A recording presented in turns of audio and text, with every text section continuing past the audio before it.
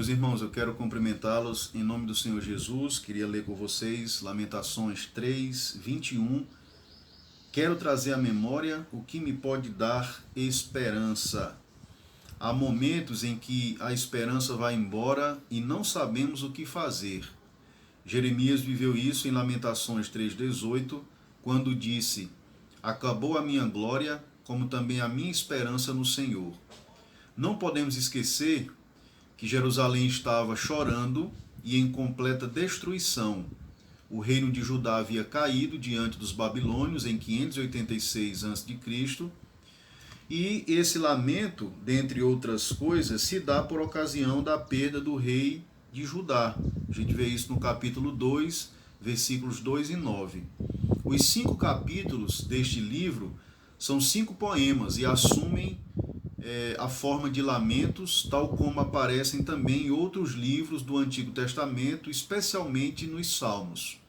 Os lamentos, tanto da comunidade quanto individuais, possuem algumas características peculiares, dentre as quais as mais comuns são as seguintes. Primeiro, queixa contra as adversidades que foram toleradas ou mesmo causadas pelo Senhor. Segundo, testemunho de confiança. Terceiro, apelo pelo livramento fundamentado na natureza do Senhor e em sua aliança. E quarto, certeza de ser ouvido, frequentemente com a garantia de que os inimigos e perseguidores, por sua vez, experimentarão a ira de Deus. Nesse momento faz sentido o grito de Jeremias em Lamentações 3:21. Quero trazer à memória o que me pode dar esperança. Quando faz isso, para onde Jeremias aponta? Ele aponta para pelo menos 3 coisas. Primeira, para a misericórdia do Senhor. Verso 22 diz: as misericórdias do Senhor são a causa de não sermos consumidos, porque as suas misericórdias não têm fim. Misericórdia é não receber o castigo que merecemos, por isso elas são a causa de não sermos consumidos. Misericórdia são as riquezas do amor divino. A dedicação de Deus à aliança está ligada à sua compaixão, termo que envolve profunda emoção. O Salmo 78, verso 8 diz: mas ele, sendo compassivo, perdoou a sua iniquidade e não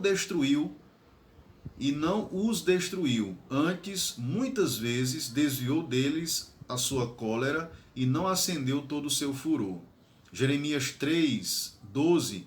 Vai, pois, e apregou estas palavras para o lado do norte, dize: volta, ó pérfida Israel, diz o Senhor, e não farei cair a minha ira sobre ti, porque eu sou compassivo, diz o Senhor, e não manterei para sempre a minha ira.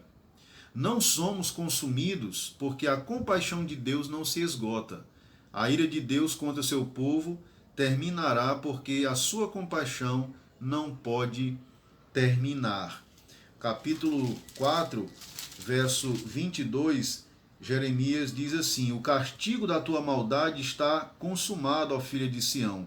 O Senhor nunca mais te levará para o exílio. A tua maldade, ó filha de Edom, descobrirá os teus pecados. Ainda Oséias capítulo 11, verso 8: como te deixaria, ó Efraim? Como te entregaria, ó Israel? Como te faria como Adamá ou como Zeboim? Está comovido em mim o meu coração, as minhas compaixões a uma se acendem.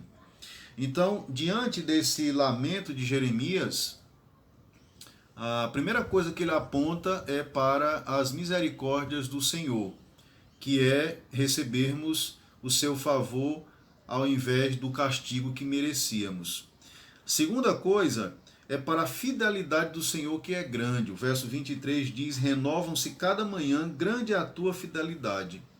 A fidelidade do Senhor aponta para o fato de haver 2 promessas de Deus. Primeiro, que todo pecado será punido, e segundo, que as pessoas seriam salvas. A confiabilidade ilimitada de Deus torna-o digno de fé. Eis o soberbo, a sua alma não é reta nele, mas o justo pela sua fé viverá. Abacuque capítulo 2, verso 4. A fidelidade é um atributo de Deus, além de ser um fruto do Espírito. A fidelidade é um atributo do Senhor. A W. Pink, no seu livro Os Atributos de Deus, ele diz que Deus é fiel, Deus é verdadeiro, sua palavra de promessa é segura. Em todas as suas relações com o seu povo, Deus é fiel. Nele nós podemos confiar, porque ele é totalmente confiável. E finalmente, Jeremias aponta para a bondade do Senhor, verso 25. Bom é o Senhor para os que esperam por ele, para a alma que o busca. Deus resolveu, mantendo a sua fidelidade, punindo seu filho, seu próprio filho na cruz, e com isso, na mesma cruz, revelando sua misericórdia e bondade. Deus é sempre bom para com aqueles que o buscam, põem nele a sua esperança e nele aguardam. A bondade, tanto em Deus como no ser humano, significa o que é admirável, atraente e digno de louvor. A exposição clássica da bondade divina está no Salmo 107, verso 1, que diz o seguinte: rendei graças ao Senhor, porque Ele é bom e a sua misericórdia dura para sempre. Na sua aflição, clamam ao Senhor e Ele os livrou da sua tribulação. Os versos 6, 13, 19 e 28 do Salmo 107. A primeira experiência aí no texto, no Salmo, é Deus livrando os indefesos de seus inimigos e tirando-os da aridez do deserto para conduzi-los a um lar. A segunda é Deus tirando das trevas e da sombra da morte, ou da sombra mortal, os que por sua rebeldia haviam sido levados pelo próprio Senhor nessa condição. A terceira é Deus curando as doenças daqueles tolos que ele próprio havia punido por causa de sua negligência. A quarta é Deus protegendo os viajantes quando acalmou a tempestade que poderiam afundar seus navios. O salmo todo, o Salmo 107, é um panorama majestoso da atuação da bondade divina transformando as vidas humanas. Eu quero concluir dizendo que o que por vezes não lembramos é que o homem, ainda que pense demais de si mesmo, vive com uma ideia errada de segurança, mas quando para e pensa, se desespera por não saber exatamente o que se dará no futuro.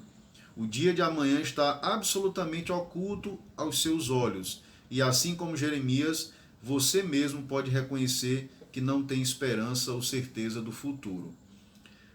Algumas aplicações. Em tempos de angústia e perplexidade, é fundamental colocar nosso foco num ponto que vai além da situação percebida. Foi exatamente isso que Jeremias fez. Ele olhou para a misericórdia, para a bondade e para a fidelidade de Deus. Em tempos de angústia e perplexidade, é necessário exercitar a memória, alimentar-se daquilo que vai de fato nos ajudar diante da dificuldade enfrentada.